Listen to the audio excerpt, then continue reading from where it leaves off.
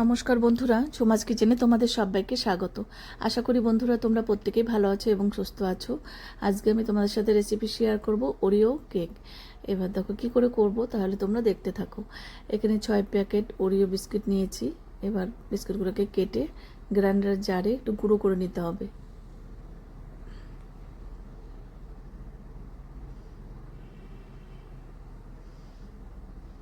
এবার গ্রাইন্ডার জারে নিয়ে নিলাম।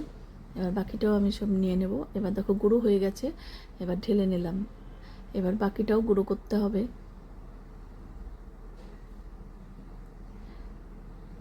6 প্যাকেটের মতন নিলে খুব ভালো কেক হবে, একদম মোটা, অনেকজন খেতে পারবে।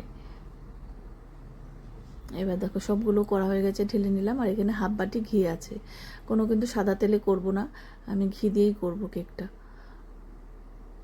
এবার বড় বাটিতে ঢেলে নিলাম।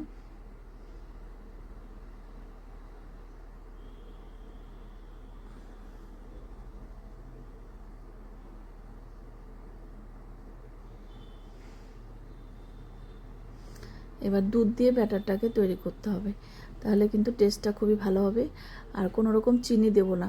এটা দেখো যাদের সুগার তারাও কিন্তু এই কেকটা খেতে পারবে। আর কিন্তু এটা এগলেস কেক, কোনো ডিম দেব না, ডিম ছাড়াই কেকটা করব। যারা নিরামিষ খাও তারাও কিন্তু এই কেকটা খেতে পারবে। এবার বেকিং সোডা আর বেকিং পাউডার হাফ চামচ করে দিয়ে দিলাম।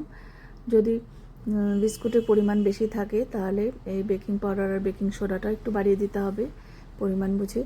এবার দিলাম ঘি।